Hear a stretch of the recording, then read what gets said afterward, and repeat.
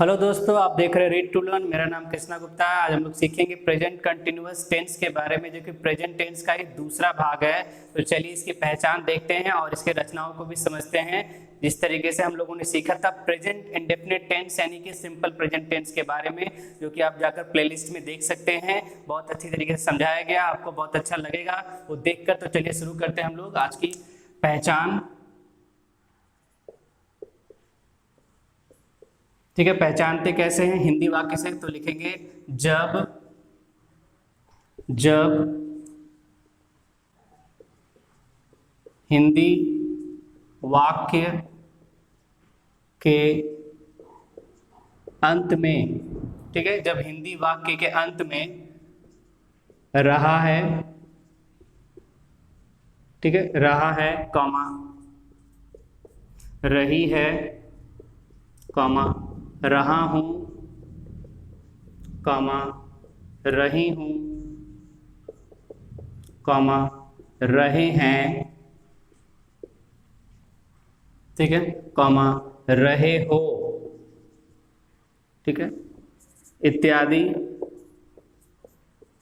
हो तो, ठीक है, इत्यादि हो तो उस वाक्य का अनुवाद यानी ट्रांसलेशन, उस वाक्य का अनुवाद किस में होगा? जो हमारा ऊपर नाम है प्रेजेंट कंटिन्यूअस टेंस में।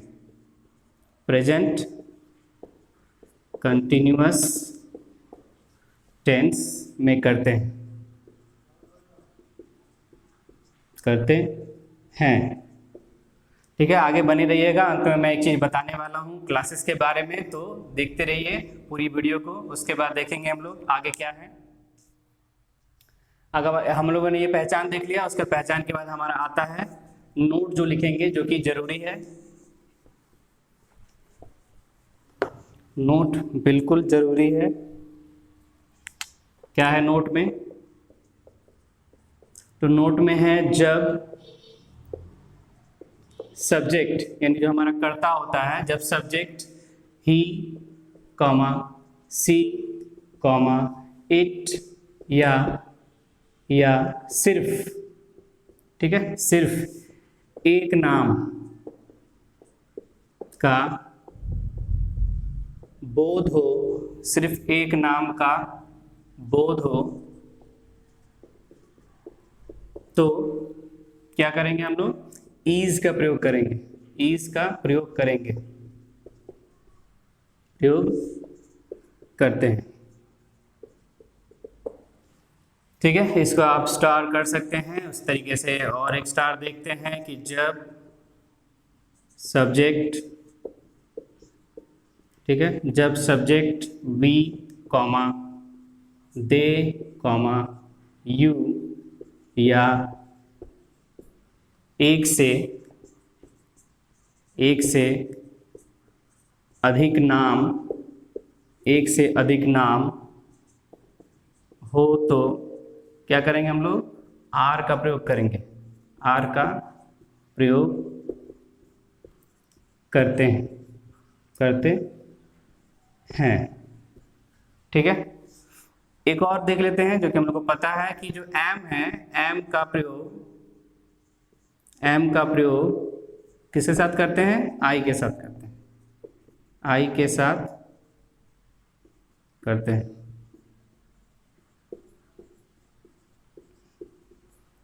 ठीक है, तो ये भी आपको लिखना है। ये बहुत ही जरूरी है आपको जानने के लिए कि इज का, एम, आर का और एम का प्रयोग कहाँ कहाँ हम लोग करते हैं। तो अच्छे से देख लीजिए कि जब सब्जेक्ट ही रहे, सी रहे, इट रहे या सिर्फ एक नाम का बोध हो, तो क्या करेंगे? इज करेंगे। उसी तरीके से जब सब्जेक्ट वी रहे, दे रहे, यू रहे या एक से अधिक नाम रहे, तो क्या करेंगे हम लोग? आर का प्रयोग करेंगे। और एम का प्रयोग हम लोग को पता है आई के साथ ही होता है। तो चलिए आगे बढ़ते हैं हम लोग अपने रचना में। रचना, ठीक है, रचना हमारा क्या है? रचना पहला हमारा होता है, हम लोग को पता है, अफर्मेटिव। पहला नंबर होता है अफर्मेटिव सेंटेंस। हिंदी सभी को पता होगा, ठीक है। हिंदी क्या होता है? हिंदी होता है सकारात्मक। सकारात्मक वाक्य। ठीक है, इसका रचना क्या होता है, बहुत ही आराम से लिख सकते हैं इसका रचना हम लोग। सब्जेक्ट रहेगा, ठीक है, plus plus is am are. ठीक है, मैं लिखाते समय बोल भी देता हूँ कि आपको अच्छे से समझ में आ जाए। उसके बाद V1 करेंगे हम लोग, वर्ब का पहला रूप के साथ में आईएनजी लगाएंगे। ठीक है, इज एम आर रहेगा, वर्ब के पहला रूप के साथ आईएनजी रहेगा, उसके बाद प्लस हमारा रहेगा ऑब्जेक्ट। ठीक है, और ऑब्जेक्ट के बाद भी बहुत सारे शब्द होते हैं जिसको हम लोग ऑर्डर्स में रखते हैं, तो उसको भी वैसे ही रख देंगे, उसमें कोई हम लोग छेड़छाड़ नहीं करेंगे। तो उसके बाद देखिएगा हमारा जो है पहला जो इसमें वाक्य का उदाहरण देखेंगे, बहुत ही अच्छी तरीके से समझिए। इसमें कुछ ट्रिक भी है, वो समझिएगा। जैसे कि मैं एक पत्र लिख रहा हूं।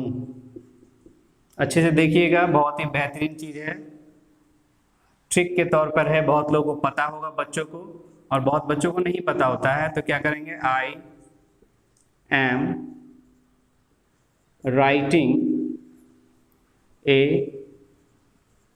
लेटर।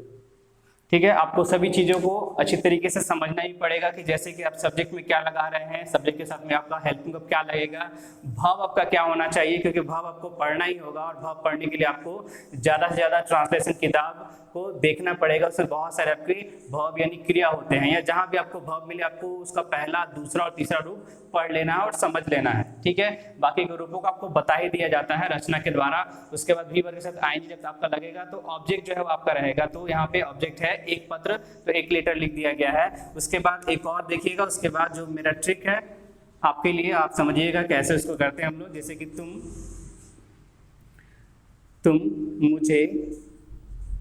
मुझे देख रहे हो। ठीक है, तुम मुझे देख रहे हो, तो हो जाएगा यू आर सीइंग मी। ठीक है, यू आर सीइंग मी। अगर अच्छे से आप लोगों ने देखा होगा तो इसमें एक चीजें हम लोग समझेंगे, और बहुत लोग इसमें गलती करते हैं, तो अच्छे से देखिए कि मैं क्या बताने वाला हूं। मैं उदाहरण मिटा रहा हूं ये वाला। ठीक है, ध्यान से देखिएगा। हम लोग जब राइट लिखते हैं पहला रूप, तो उसके संग देखिएगा ई रहता है, और हम लोग जब सी रखते हैं तो पहला रूप के साथ में अंत में ई रहता है, तो दोनों में ई रहता है। लेकिन अगर आप लोगों ने ध्यान दिया होगा तो हम लोग क्या करते हैं, राइट में ई को हटा के आईएनजी लगाते हैं, लेकिन सी में जो होता है वो ई को हटा के आईएनजी नहीं लगाते हैं। ऐसा क्यों करते हैं, क्योंकि यहाँ पे देखिएगा ई के पहले क्या है, आपका कॉन्सोनेंट है। तो जब भी ई के पहले कॉन्सोनेंट रहेगा, लास्ट में जब भी किसी के शब्द के अंत में ई हो, उसके पहले कॉन्सोनेंट हो। कॉन्सोनेंट क्या होता है आपको पता होना चाहिए। जैसे हमारा जो भावेल है, क्या होता है, भावेल हमारा होता है ए ई आई ओ यू। ये छोड़कर बाकी जितने भी चीजें होती हैं, जितने भी हमारे लेटर्स होते हैं, टोटल लेटर्स हमारे इंग्लिश में पता है हम लोग को 26 होते हैं, तो 26 में से 5 जो होते हैं वो भावेल होते हैं, और बाकी जितने भी 21 यानी कि 21 होते हैं वो कॉन्सोनेंट होते हैं, व्यंजन होते हैं। ठीक है, तो जब भावेल जो हो उसके ठीक पहले में कॉन्सोनेंट हो, ई के ठीक पहले में कॉन्सोनेंट हो, जब हम लोग ई देखते हैं इधर भी ई है इधर भी है, तो उसके पहले में अगर कॉन्सोनेंट हो, जैसे कि यहाँ पे टी क्या है, कॉन्सोनेंट है, तो उसको हटाकर तब आएंगे लगाएंगे। उसी तरीके से यहाँ पे देखिए, इसके पहले में क्या है, ई है, यानी कि ई के पहले ई एक भावेल है, और भावेल रहेगा तो आपको उसको क्या करना है, नहीं हटाना है ई को, वैसे ही आईएनजी का प्रयोग करना है। ध्यान से देखिए, जब भी किसी भी वाक्य में आपको बोला जाए कि आईएनजी लगाना हो, तो कहाँ आपको ई को हटाना है, कहाँ पे नहीं हटाना है। तो ई को तब हटाना जब उसके पहले में, ठीक है, आपका कॉन्सोनेंट रहेगा, तो ई को हटा के आईएनजी लगाना है। और ई को कब नहीं हटाना, जब उसके पहले में भावेल रहेगा, यानी कि स्वर रहेगा उसके पहले, तो हम लोग को क्या करना है, ई को बिना हटाए आईएनजी का प्रयोग करना है, तभी आपका वे सही होगा। तो ये आपको बहुत ही ध्यान से करना है, क्योंकि बहुत लोग क्या करते हैं, अनजाने में ई को छोड़ देते हैं, जहां पर ई को हटाना चाहिए वहां पर भी। तो इसको आपको देखना पड़ेगा ध्यान से। ठीक है, तो आज का बताने वाला जो मैं था कि हमारी जो क्लासेस हैं, जो ऑफलाइन क्लासेस होती थी, अब हमारी क्लासेस वो ऑनलाइन होंगी, और हम लोग उसको पढ़ेंगे ऐप के द्वारा। अगर आपको भी 9, 10, 11 और 12 की पढ़ाई करनी है तो आप मुझे कांटेक्ट कर सकते हैं, कमेंट बॉक्स में मुझे बता सकते हैं और मैं उसके ऊपर कुछ आपको नंबर दूंगा और उससे आपको कांटेक्ट करूंगा या आप मुझे कांटेक्ट कीजिएगा। तो यही आज का हमारा क्लास है affirmative sentence present continuous tense का। तो हम लोग अगले क्लास में बाकी की चीज़ों को सीखेंगे। धन्यवाद, जय हिंद।